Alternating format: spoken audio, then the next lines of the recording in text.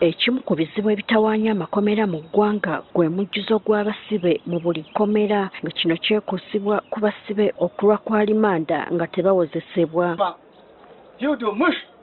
Amyuka akulira ekkomera ly'e Masaka Gerard Okabo agamba nti ekkomera lino lirina okubaamu abasibe 3 bokka naye nga we twogerera lirimu abasibe abali eyo mu 1499 nga ku bano abasibe 342 bokka be baasalirwa nga basigadde bakyali kwa limanda. Okabo era ategeezezza ng'omuwendo gw'abasibe abakuze mu myaka ogweyongera bwe gubeera liigiriza n'asaba akulira abalamuzi mu ggwanga emisango gy'abantu bano okuwulirwa.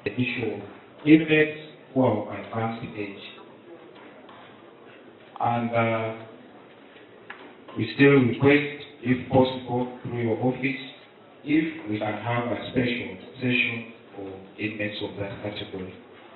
Brian Kalinachi amyuka Ssaabawaabi wa gavumenti mu Greater Masaka agamba nti waliwo obweraliikirivu ku basibe abalina obuzibu ku bwongo nga tebamanyi kyakuzzaako. We have some inmates here who are charged, committed, either not committed, but when we are reviewing their files, we find they have a mental problem.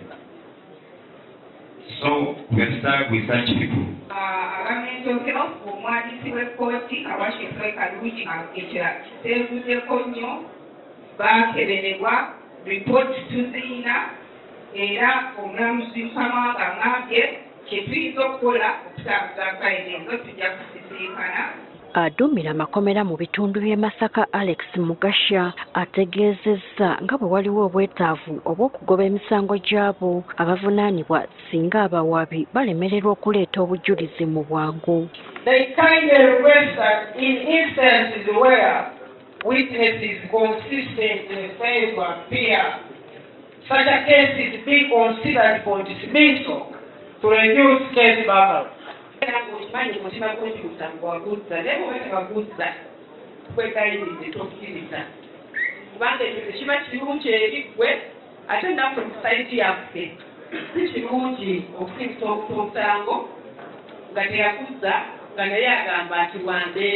Akulira enteekateeka y'okukkiriziganya kw'abasibe oba plea bargain mu Uganda, Professor Andrew Kawuka agamba nti ekitongole ekiramuzi tekirina nsimbi za kuwulira misango buli lunaku n'asaba enkola ey'okukkaanya yeeyambisibwe nnyo okwetooloola amakomera gonna okukendeeza ku mujjuzo. The cost of concluding a criminal trial is 1 million shillings.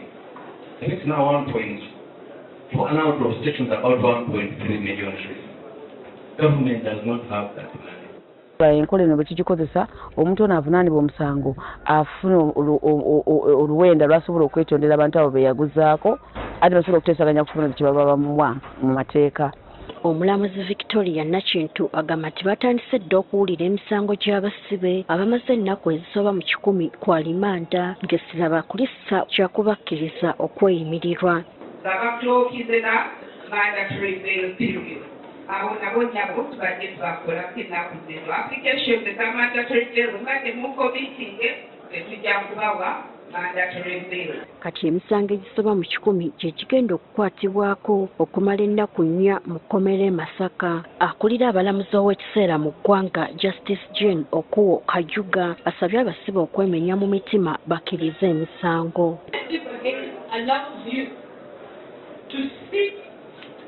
And discuss your case when you know you have committed the offense to be considered from a point of mercy. Gertrude Mutyaba, Agafeeyo ku Spark TV.